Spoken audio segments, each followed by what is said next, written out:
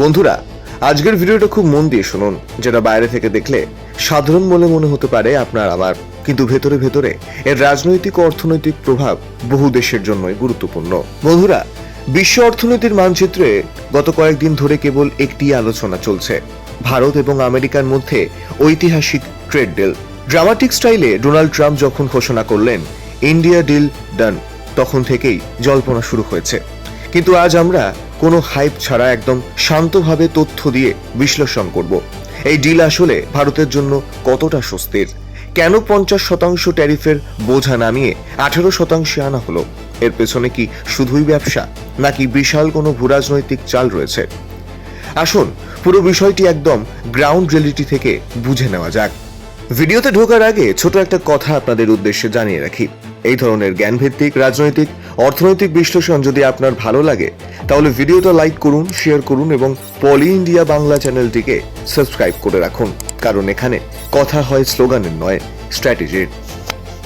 সবচেয়ে বড় খবরটা হলো আমেরিকা ভারতের উপর থেকে 50% ট্যারিফ কমিয়ে 18% করেছে। এখানে একটি তথ্য মাথায় রাখা দরকার, এই 50%-এর অর্ধেকই ছিল রাশিয়ার তেল কেনার জন্য দেওয়া শাস্তি বা পানিশমেন্ট ট্যারিফ। ভারত কিন্তু এই ডিলের আগে স্পষ্ট করে দিয়েছিল যে তারা শক্তির উৎস হিসেবে রাশিয়ার উপর নির্ভরশীল। আমেরিকার এই শাস্তি তুলে নেওয়া প্রমাণ করে যে বর্তমানে গ্লোবাল সাপ্লাই চেইনে ভারতের অবস্থান এতটাই শক্তিশালী যে আমেরিকাকে নমনীয় হতে হয়েছে। বাকি যে 18% ট্যারিফ আছে সেটি মূলত রেসিপ্রোকাল, অর্থাৎ আমেরিকা যেমন ছাড় দেবে ভারতকেও হার্লে ডেভিডসন থেকে শুরু করে অ্যাপেল পণ্যে কিছুটা ছাড় দিতে হবে। এটি একতরফা কোনো আত্মসমর্পণ নয়, বরং একটি সমান সমান বিজনেস ডিল। ট্রাম্প দাবি করেছেন ভারত রাশিয়ার তেল কেনা বন্ধ করবে, কিন্তু এখানে আসল টুইস্ট হলো ভেনেজুয়েলা। ভারত এখন সরাসরি রাশিয়ার বদলে ভেনেজুয়েলা থেকে হেভি ক্রুড আমদানিতে জোর দেবে। মজার ব্যাপার হলো ভেনেজুয়েলার তেলের খনিগুলোতে আমেরিকার বিশাল বিনিয়োগ আছে, অর্থাৎ ভারত এখন রাশিয়ার বদলে যে তেল কিনবে তার লভ্যাংশের একটি অংশ পরোক্ষভাবে আমেরিকান কোম্পানিগুলোর পকেটেও যাবে। এতে আমেরিকার ইগো শান্ত হচ্ছে, আবার ভারতের সস্তা তেলের প্রয়োজনও মিটছে। এই অয়েল ট্রায়াঙ্গেলে ভারত এখন এমন এক পজিশনে যেখানে তারা ইউরোপের এনার্জি হাব হওয়ার পথে আরও এক ধাপ এগিয়ে গেল তা বলাই যায়।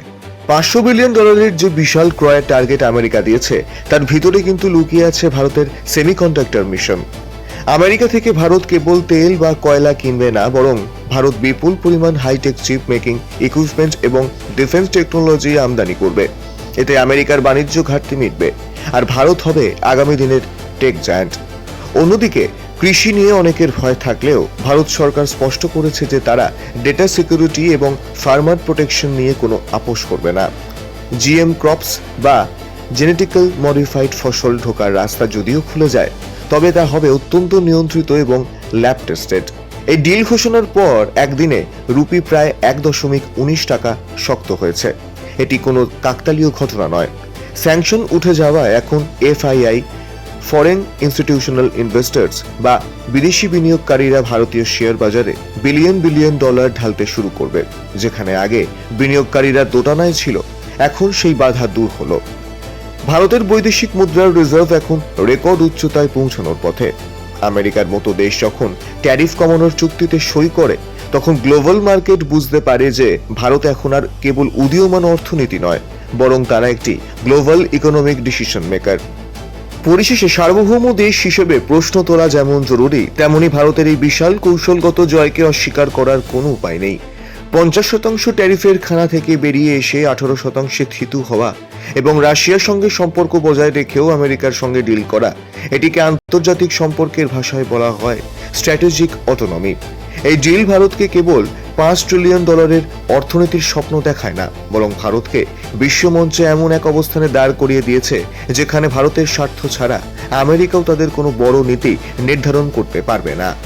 যাই হোক, এই ভিডিওটা যদি তথ্যপূর্ণ বলে মনে হয় তাহলে লাইক করুন, শেয়ার করুন এবং পলি ইন্ডিয়া বাংলা চ্যানেলটিকে সাবস্ক্রাইব করতে কিন্তু ভুলবেন না, কারণ এখানে আমরা শুধু খবর বলি না, আমরা খবরের পিছনের রাজনীতি এবং অর্থনীতিটাও বোঝার চেষ্টা করি এবং আপনাদের সামনে তুলে ধরি। তাহলে আজ আসি। জয় হিন্দ, জয় ভারত।